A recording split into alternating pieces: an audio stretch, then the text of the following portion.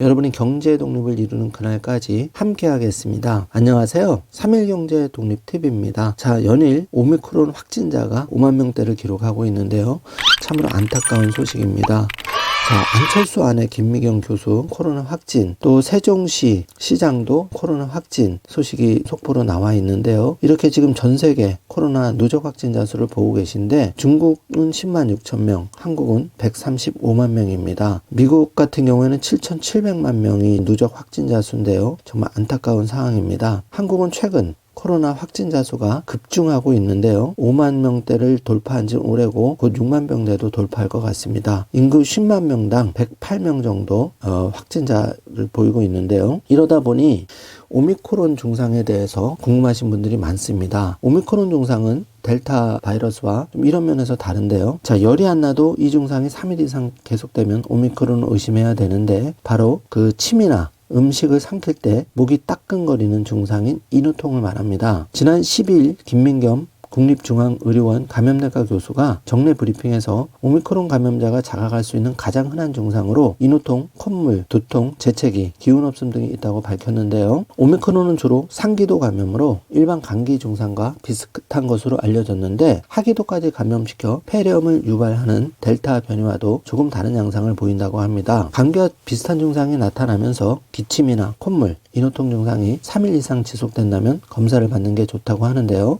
오미크론에 감염되더라도 발열 증상이 나타나지 않을 수도 있다고 하는데 발열은 면역 반응 때문에 생기는 것인데 현재 백신 접종률이 높아서 항체가 어느 정도 형성됐기 때문에 열은 나지 않을 수도 있다는 게 전문가들의 의견입니다. 자, 이렇게 긴 줄 보면 가슴이 답답한데요. 오미크론은 증상이 경미하고 중증화율이 낮다는 의견이 지배적이나 치명률은 계절 독감의 2배 수준인 것으로 나타났다고 하는데요. 오미크론이 확진된 후 호흡곤란 증상이 나타난 경우에는 신속히 병원을 찾아야 한다고 전문가들은 말하고 있습니다. 인후통에 복용하는 약도 나와 있는데 오미크론 변이는 발열 대신 인후통이 심해서 60세 이하는 이프로펜으로 셀프 치료를 한다, 이런 속보도 나와 있는데 확진이 되게 되면 확진자와 동거인에게는 이런 안내문이 옵니다. 지금 안내문 예시를 보고 있는데요. 참고해 주시고요. EGN6 약을 보고 있는데 이프로펜과 덱시프로펜은 모두 주로 외상 후 진통이나 감기로 인한 발열 통증 치료에 사용되는데 두 약물 모두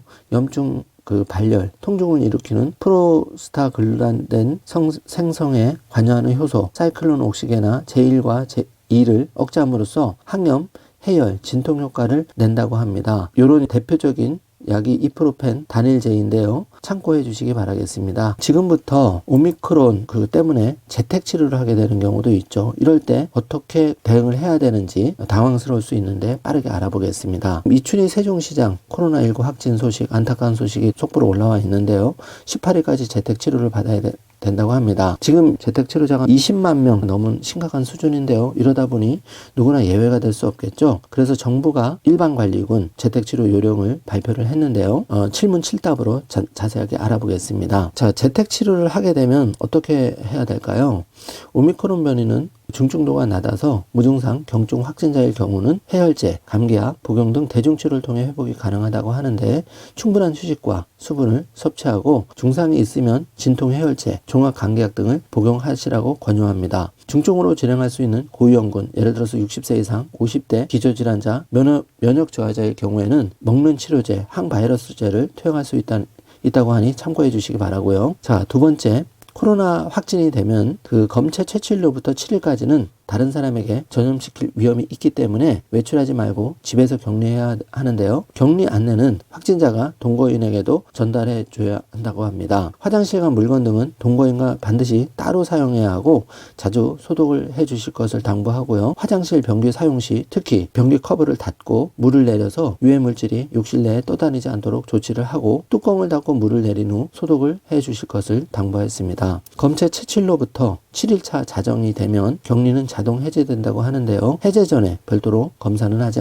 않는다고 합니다. 재택치료를 받을 때 코로나19 증상으로 상담이 필요할 경우가 있겠죠. 이럴 경우에는 동네 병의원, 호흡기 전담 클리닉 호흡기 진료, 지정 의료기관 등에서 1일 1회 전화 상담과 처방이 가능한데요. 만 11세 이하 소아 확진자, 예방접종 미대상군의 경우에는 1일 2회까지 가능한데 이때 상담에 대해 본인이 부담해야 할 부담금은 없습니다. 가까운 의료기관은 건강보험심사평가 누리집에서 자세하게 확인해 보실 수 있으니 참고해 주시기 바랍니다. 자, 재택치료를 받을 때 코로나19 증상으로 대면 치료가 필요한 경우도 있는데요. 이럴 경우에는 단기 외래진료센터를 방문할 수가 있는데 단기 외래진료센터를 방문할 때는 도보나 개인 차량, 본인 운전이 가능하고 방역 택시도 활용할 수가 있는데 반드시 KF94 마스크를 착용해야 한다는 점 잊지 마시기 바라겠습니다. 자, 재택치료를 받을 때 코로나19 증상으로 약 처방이 필요한 경우 어떻게 해야 되는지 알아보면은 동네 병무연 호흡기 전담 클리닉, 호흡기 진료 지정 의료기관 등에서 약 처방을 받을 수가 있는데 처방전을 받으면 지정된 약국에서 조제되고 가족 중 공동격리자가 처방의약품을 수령하거나 수령이 어렵다면 배송을 통해 전달받을 수가 있습니다. 자, 재택치료자를 위한 처방의약품